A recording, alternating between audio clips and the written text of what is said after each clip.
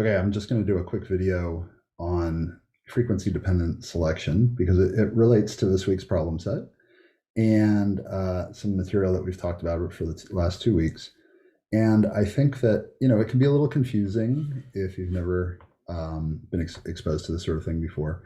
But there's a nice graphical way of thinking about this that turns out to be a really useful tool that has lots of applications, not just in evolutionary biology or population genetics, but in economics and political science. And any time where you think that there might be some sort of a strategic interaction, you can use these tools for thinking about, which strategy is going to come out on top when it's competing against another one.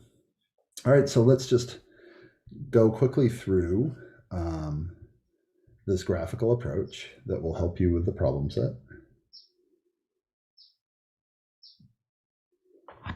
So we've made these plots before. Oh, I don't want it red. Start off blue. All right, and I'm gonna make them square this time. I don't know what that was. All right, so on the x-axis, we're going to have the frequency of P, frequency of A, so which we can call P of A. Or actually, let's make that underscore A. There we go. And then this is the fitness, which we call W. And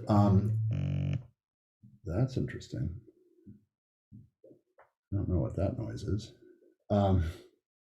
We'll just, on the top, the reason I squared off the box, we'll call this the frequency of B up here. All right, so this goes from 0 to 1, and this goes the other direction, 1 to 0. We've got two types, A and B, some combination. So they're both, between 0 and 1. Okay, and let's draw a couple fitness lines here. And the first one will draw like this. The second one will draw like this. And I just want to point out, I tend to draw these pretty linearly, like draw straight lines. They don't have to be straight lines. It's just, it's kind of easy to think about straight lines and not get sort of concerned thinking about, I don't know if you can hear that noise. Anyways, so this one will be the fitness of B, this curve here. Oops. WB, and this one will be the WA. All right. And the first thing that we can see is ask yourself the question, can A resist invasion by B when A is common? In other words, when P of A is equal to 1, and can B resist A, invasion by A, when B is common, when P of A is equal to 0?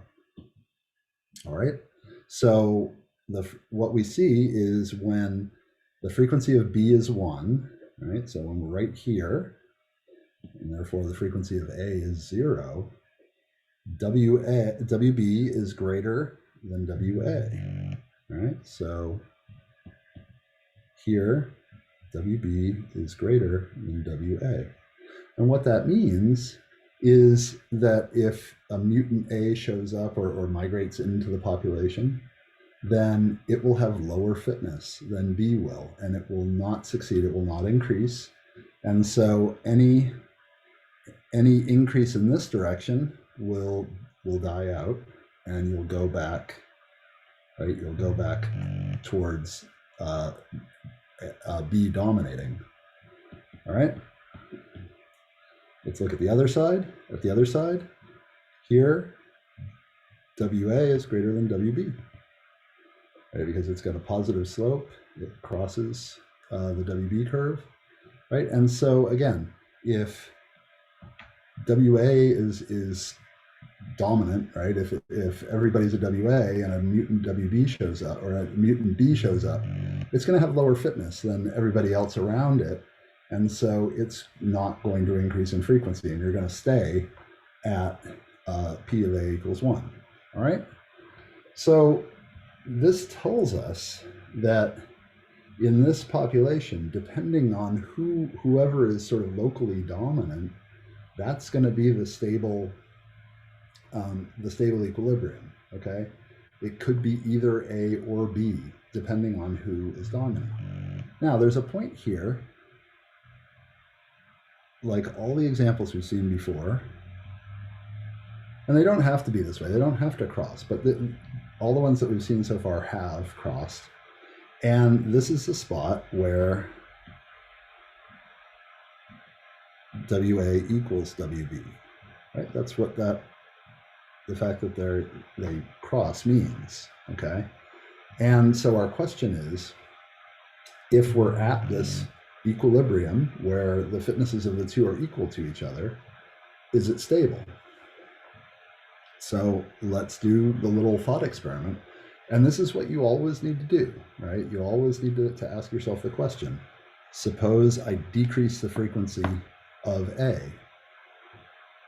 Who wins when we perturb this away from the equilibrium, and what happens to the frequency? Well, when you perturb it below, right, when you reduce the frequency of A, WB has a higher fitness, all right?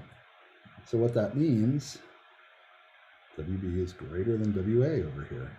What that means is that you're going to continue to move over here all the way to the fixation of B, right? To P of A equals 0 or P of B equals 1, all right? Now let's look if we increase the frequency of A from this equilibrium a little bit. Well, we've crossed, right? And so WA is greater than WB, right?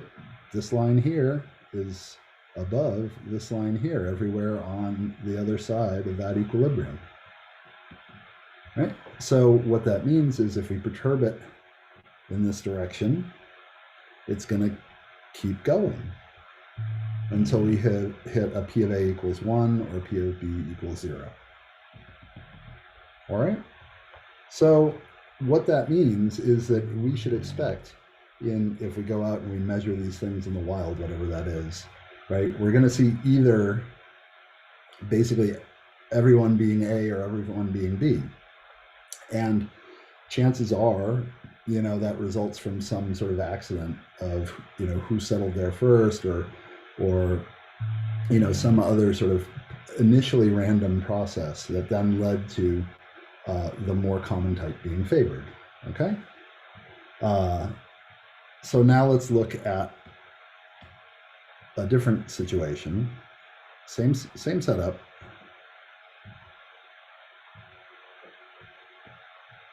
Here we've got P of A. I'm just going to label it simply that way, from 0 to 1. And again, we'll put P of B, P of B there, 0 and 1. It's completely complementary, and here's fitness.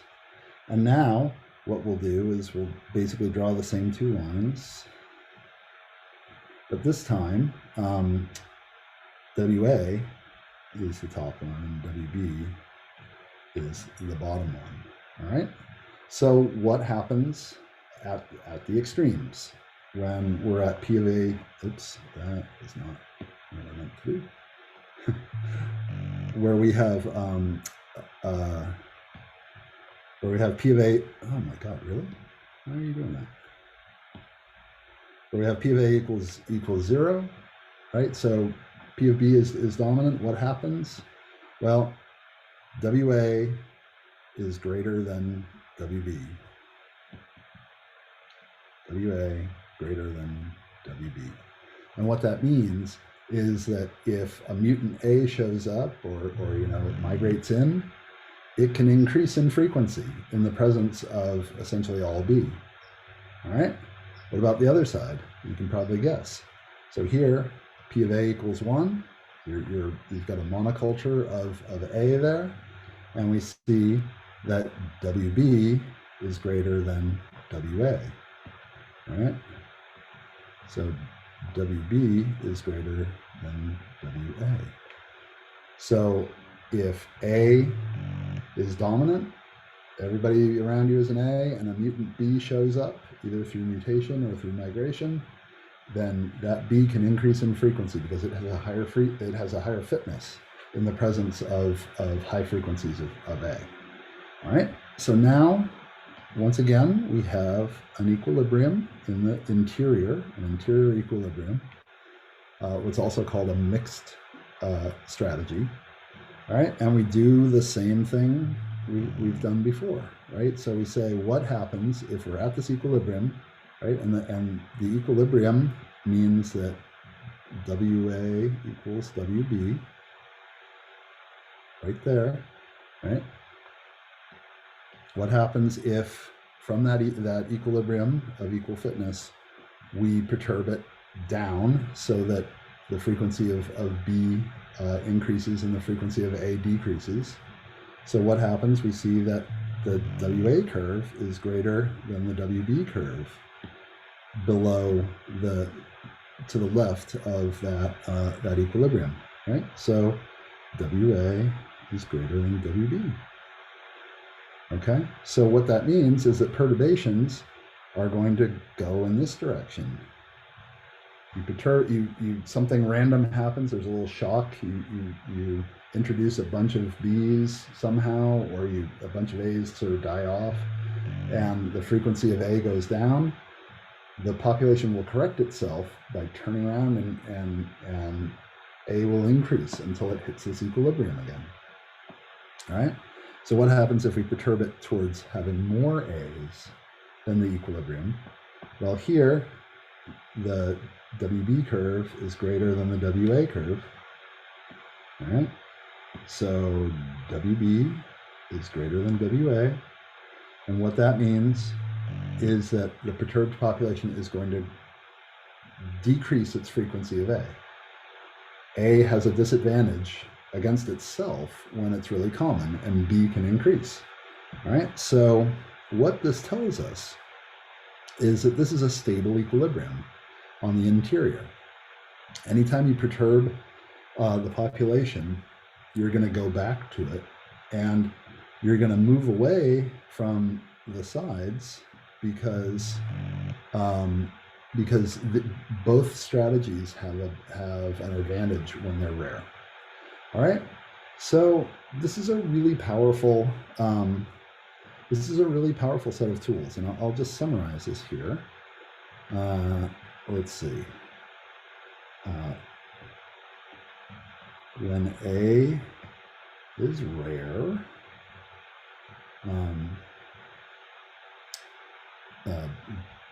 B increases.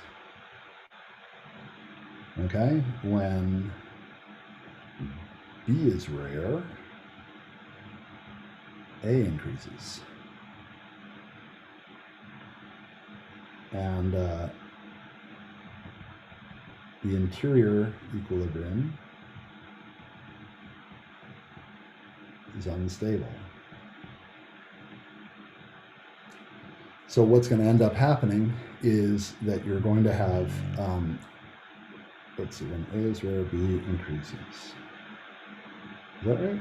When A is rare, oh no. Yeah. When A is rare, B increases. When A is rare, B has higher fitness, right? So what you're going to end up having here is an equilibrium where it's going to be either all B or it's going to be all A. All right. In our next one, when A is rare, A increases. So we say that it invades. It can invade. When B is rare, it can invade. And the interior equilibrium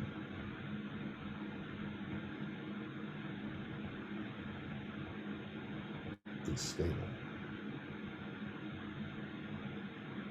So right there is where we expect, this should be the PA, put a little hat on it, PB, hat on it, and then of course it goes 1 minus P hat of A. All right, so this is a very useful tool, very general tool, thinking about things graphically, really powerful. You can use it for the problem set and you can use it beyond. I hope you find this useful. I hope this weird humming that I'm getting on my computer doesn't get recorded, but if it does, we'll deal with it. And I will see you in class on Monday.